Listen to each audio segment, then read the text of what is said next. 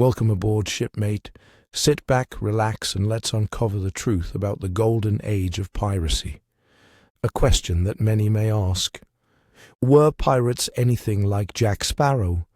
The short answer, not really. Jack Sparrow is a blast to watch, but he's basically a rock star with a pirate costume, way more eccentric, charming, and lucky than any real pirate probably ever was. Here's how he stacks up to the real thing. Most real pirates were brutal, desperate, and out for survival or profit. They weren't clever tricksters or lovable rogues. Jack's swagger, wit, and weirdness are pure Hollywood. Pirates in the 1700s did not have smudgy eyeliner or beads in their hair. Most probably looked rough, malnourished, scarred, and sunburned. Hygiene wasn't exactly a strong point. Democracy, the films got this part somewhat right. Pirate crews often were more democratic than Navy ships, voting on captains and dividing loot. But mutiny and backstabbing were common too. Drinking and fighting, a popular pastime when drunk on rum mixed with lime and gunpowder. Pirates drank a lot when they could, and violence was always just below the surface. As for giant sea monsters, cursed treasure and undead pirates are pure fiction. The real dangers were storms, starvation, disease, and getting hanged if caught. Real pirates rarely had ships as big as the Black Pearl. They often used smaller, faster vessels and tried to intimidate or outsmart their targets rather than fight head-on, ship to ship. So, Jack Sparrow is a creative mashup of real pirate legends, old myths, and just a ton of movie magic. The reality was grittier and not at all glamorous. The most feared pirates in history earned their reputations through a mix of brutality, cunning, and sheer success on the seas. Here are some of the most notorious and what made them so terrifying. Blackbeard Edward Teach cultivated a terrifying image. He'd tie slow-burning fuses in his beard and light them during battle, creating a hellish, smoke-wreathed appearance. He commanded a huge ship, known as the Queen Anne's Revenge, and was known for his ruthlessness. He often blockaded ports and ransomed whole towns, making him infamous along the American East Coast and the Caribbean. Psychological warfare, overwhelming firepower, and unpredictable violence were Blackbeard's tactics. Bartholomew Roberts, Black Bart, captured over 400 ships, more than any other pirate of his era. He was both audacious and highly effective, attacking ships from the Americas to West Africa. He enforced strict discipline aboard his ships and was known for his bold, almost reckless attacks.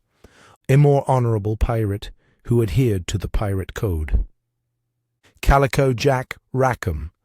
While not the most successful in terms of loot, Calico Jack was famous for his flag, the classic skull and crossed swords, and for sailing with two of the most notorious female pirates, Anne Bonny and the very tough Mary Read.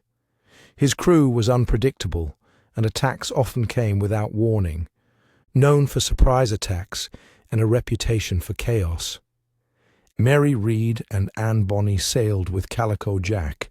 They disguised themselves as men to join pirate crews and were known for their ferocity in battle. Their willingness to fight alongside men, and sometimes more fiercely, made them legendary. These female pirates were fearless, dangerous, and unpredictable.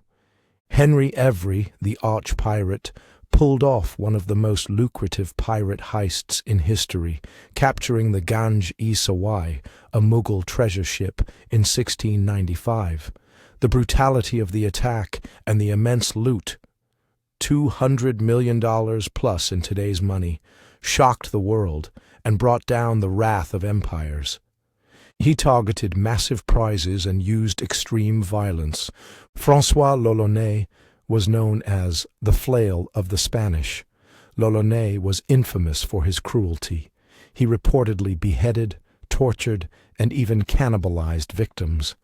His savagery made his name synonymous with terror in the Spanish Main. As a pirate, He used extreme brutality and psychological terror. Charles Vane was a notorious English pirate who operated in the Caribbean during the early 18th century, a period often called the Golden Age of Piracy. Born around 1680, Vane made a name for himself thanks to his fierce temper and his refusal to back down from authority and his relentless attacks on ships near the Bahamas and along the American East Coast. Vane was known for his cruelty and unpredictability. Unlike some pirates who were open to pardons or negotiations with colonial governments, Vane rejected authority outright.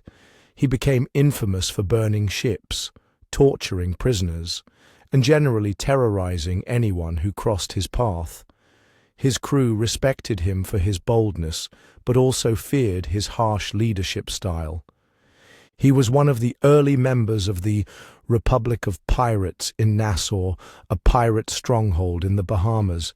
Vane's career as a pirate captain really took off around 1716 to 1718, when he commanded a sloop and later a larger ship, attacking merchant vessels and occasionally engaging Royal Navy ships.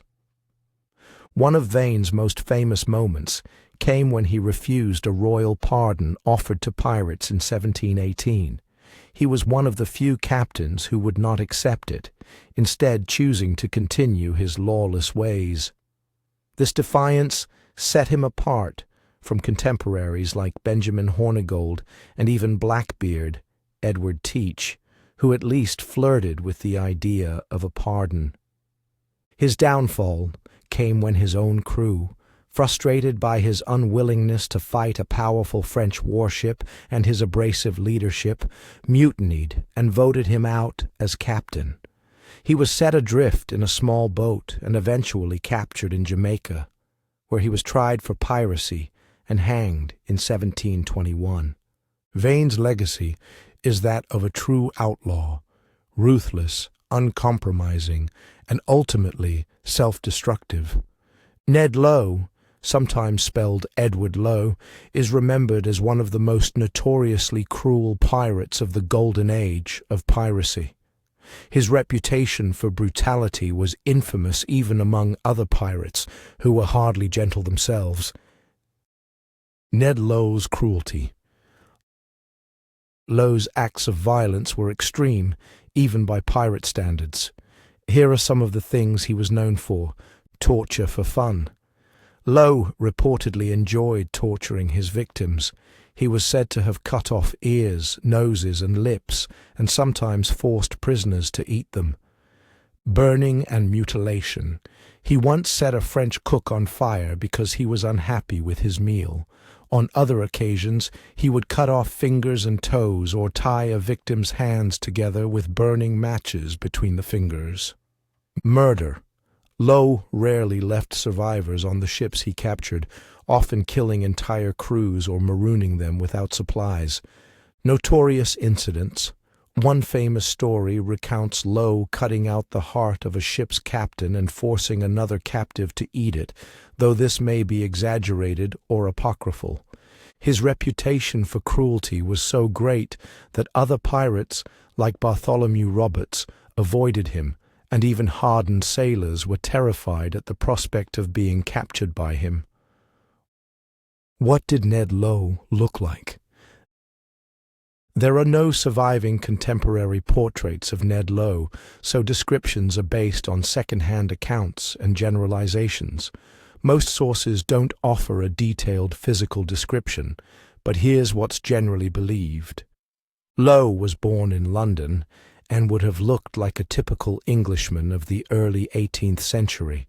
As a pirate captain, he likely wore flamboyant clothing, bright coats, sashes, and possibly a feathered hat, as was the pirate fashion. But there's no specific record of his attire, no known portrait.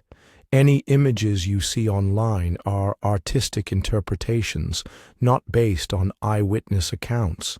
In short, Ned Lowe was infamous for his cruel and sadistic behavior, making him one of the most feared pirates of his time. As for his appearance, he remains a shadowy figure. What we know about him comes mainly from stories told by those who survived encounters with him, few as they were. Henry Morgan was one of the most famous pirates, technically a privateer, of the 17th century. Born around 1635 in Wales, he made his name raiding Spanish settlements and ships in the Caribbean, especially during the 1660s and 1670s. Morgan wasn't your typical lawless pirate.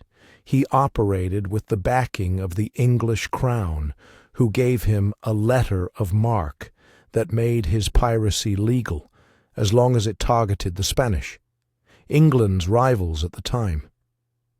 He's best known for spectacular raids on places like Portobello and Panama City, both of which were incredibly risky and lucrative. The attack on Panama City in 1671 was especially wild. It involved a brutal march through the jungle and ended with the city being sacked and burned. Morgan's exploits made him a legend, and he was both admired and feared.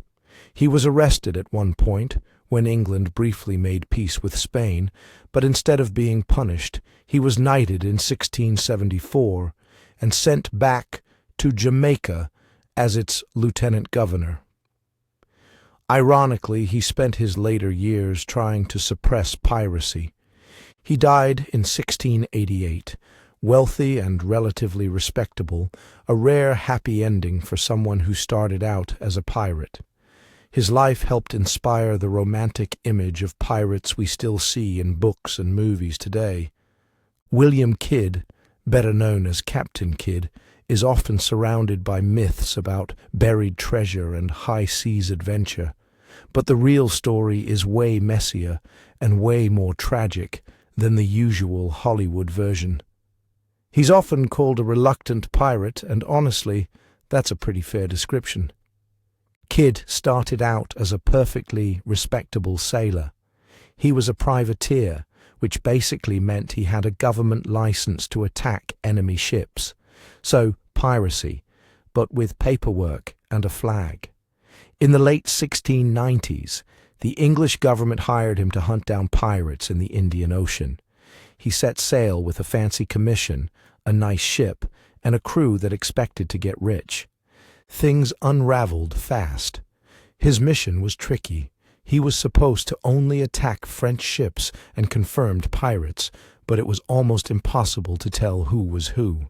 His crew got restless when the loot didn't roll in, and they pushed Kidd to go after any ship they could find.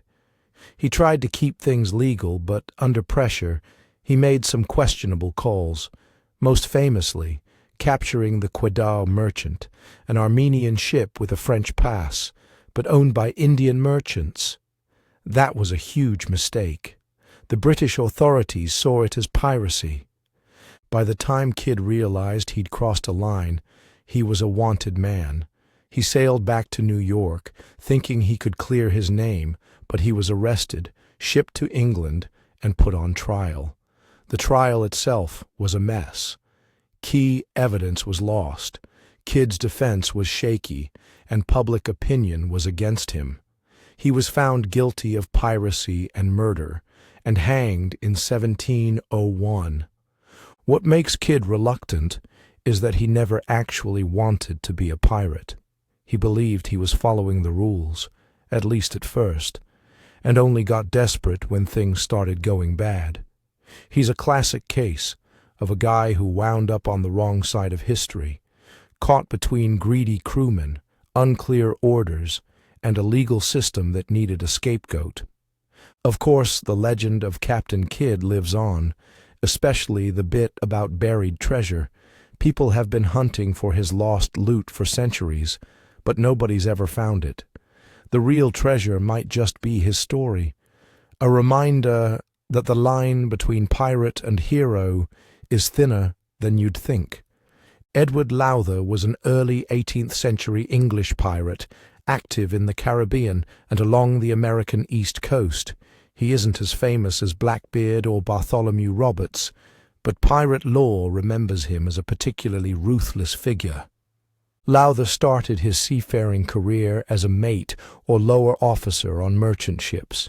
He eventually turned to piracy, reportedly after a dispute with his ship's captain, and seized command of a vessel called the Gambia Castle around 1721. He became known for attacking ships near the Caribbean, especially around the Leeward Islands and the Spanish Main. Lowther's reputation for cruelty grew after several violent raids, including one infamous episode where he allegedly set a captured ship's crew adrift without provisions. His pirate flag was the classic Jolly Roger style, black with a white skeleton holding a dart and an hourglass. Lowther's reputation for cruelty comes from several notorious incidents. He was known for torturing prisoners to extract information about valuables, and he didn't hesitate to kill captives who resisted or annoyed him. Burning ships with crews aboard, Lowther sometimes set captured ships on fire, occasionally with their crews still on board.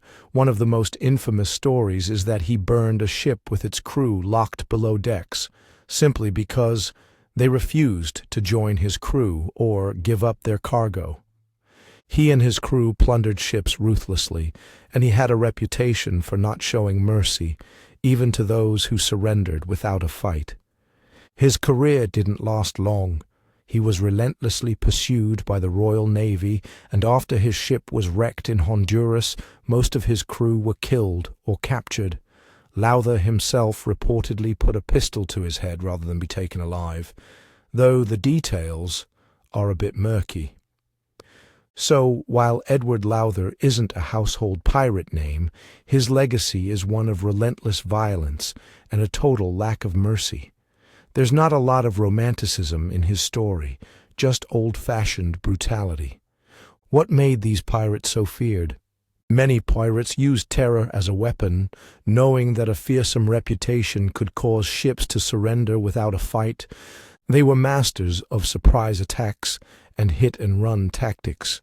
Stories about their cruelty and success spread quickly, often exaggerated, sometimes by the pirates themselves, turning them into larger-than-life figures. Pirates weren't just thieves. They were psychological warriors, using their own mythology to terrify both sailors and entire nations.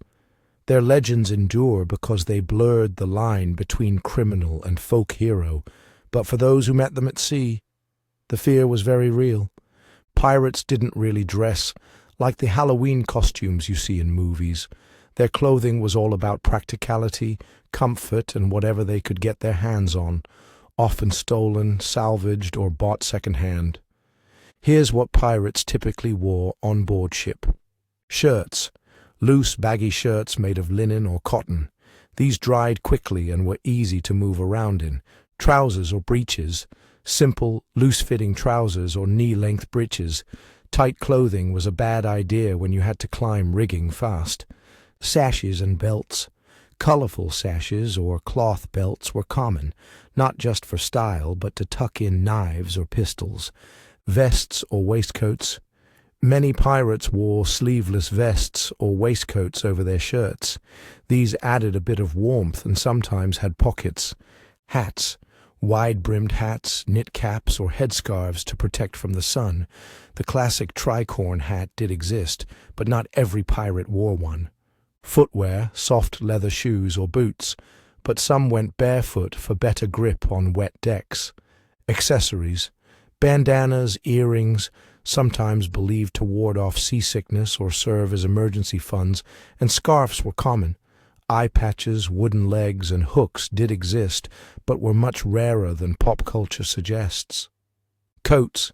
If it was cold or rainy, pirates wore heavy, long coats, often stolen from Navy officers or merchants. Pirate clothing was a blend of whatever worked for life at sea, durable, loose, and easy to move in. The fancier stuff, like brocade coats or fancy hats, was saved for when they came ashore and wanted to show off. The golden age of piracy is typically defined as the period between the 1650s and the 1730s. Most historians narrow it even further to about 1690 to 1730, when piracy was especially rampant in the Caribbean. Along the American eastern seaboard, the West African coast, and the Indian Ocean. Lifespan of the average Golden Age pirate. The average life expectancy of a pirate during the Golden Age was shockingly low. Most sources estimate pirates lived only a few years after turning to piracy. Many didn't survive more than 2 or 3 years at sea. If you're talking about actual age, most pirates were in their 20s or early 30s, but very few survived into middle age while remaining active pirates. Piracy was often a last resort for sailors who were already pretty desperate, so many weren't starting young or healthy. The harsh conditions, violence, and likelihood of a short career meant pirates rarely lived long. How did most pirates die? Most Golden Age pirates died from one of the following. Combat. Many were killed in fights with naval ships, privateers, or even other pirates. Execution. If caught, pirates almost always faced hanging.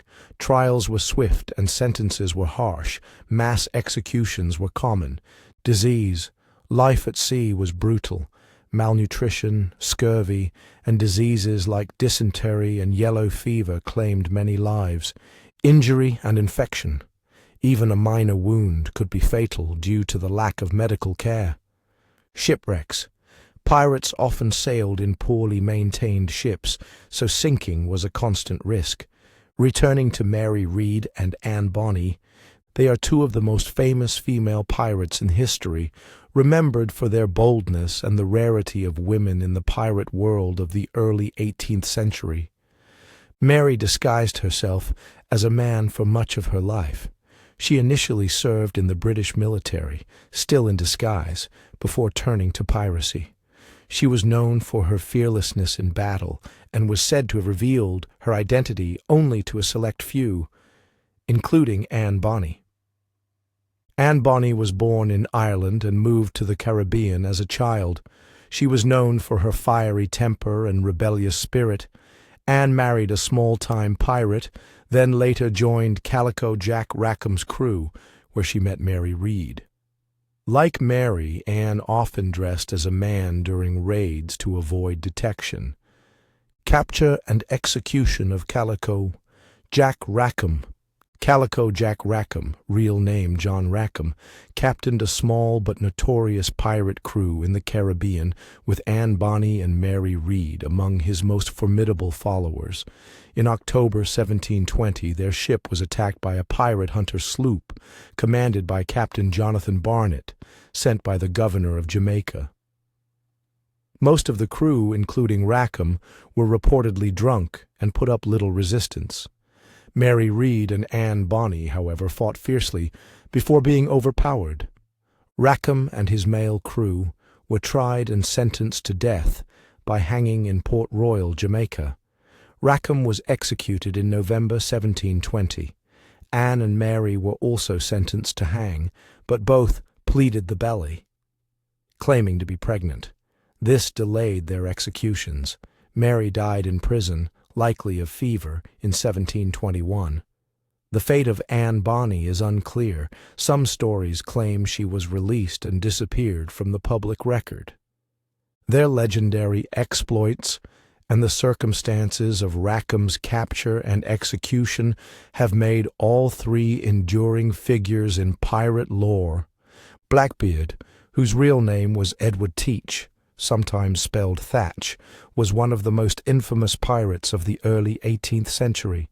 His death is legendary, as dramatic as the stories that swirled around his life. In late 1718, Blackbeard had become a big enough problem for the colonial authorities, especially in North Carolina and Virginia, that they decided to hunt him down. Virginia's governor, Alexander Spotswood, sent a naval force led by Lieutenant Robert Maynard of the Royal Navy specifically to capture or kill Blackbeard. Maynard tracked Blackbeard to Ocracoke Island, off the coast of North Carolina. On November 22, 1718, Maynard's forces confronted Blackbeard and his crew. The pirates were outnumbered, but Blackbeard fought fiercely. The battle was brutal and up close, pistols, cutlasses, and hand-to-hand combat. According to legend and eyewitness accounts, Blackbeard sustained multiple gunshot wounds and cuts, but kept fighting. It was only after he had been shot 5 times and cut about 20 times that he finally died. Maynard's men severed Blackbeard's head and hung it from the bow of their ship as a grisly trophy and a warning to other pirates. Blackbeard's death marked the end of a brief but notorious career and signaled a turning point in the colonial crackdown on piracy in the Americas. The story became myth almost immediately. There were even rumors that Blackbeard's headless body swam around the ship several times before sinking, cementing his place as a pirate legend. Bartholomew Roberts, better known as Black Bart, was one of the most infamous pirates of the golden age of piracy. Here's a rundown of his appearance and the circumstances of his death. Appearance. Bartholomew Roberts stood out among pirates for his striking and almost theatrical look. According to contemporary accounts, he was tall, dark-complexioned, and carried himself with a certain elegance. Roberts was known for his flamboyant sense of style. Clothing. He often wore a rich crimson waistcoat, a fancy red feather in his hat, and a gold chain around his neck. During battles, he would sometimes don a fancy damask waistcoat and a diamond cross, a gift from a grateful crew member. Unlike many pirates, Roberts was relatively sober and disciplined. He was known for his strict rules on board. He didn't tolerate gambling, drinking, or women on his ships. Death. Roberts met his end off the coast of Africa on February 10th, 1722. Here's how it happened. His ship, the Royal Fortune, was anchored near Cape Lopez in present-day Gabon when it was attacked by the Royal Navy warship HMS Swallow.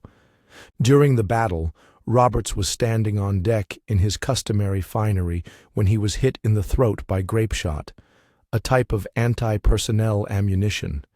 He died almost instantly. Following his wishes, he had previously instructed his crew never to let him be captured alive. His men quickly wrapped his body in a sail, weighted with ballast, and threw him overboard. His exact burial spot in the sea remains unknown. Roberts' death effectively marked the end of the golden age of piracy in the Atlantic. He was one of the most successful pirates ever, capturing over 400 ships during his career. To sum it up, the golden age of piracy ran from roughly 1690 to 1730. Pirates rarely survived more than a few years on the job, and most died violently, by execution, in battle, or from the many dangers of life at sea.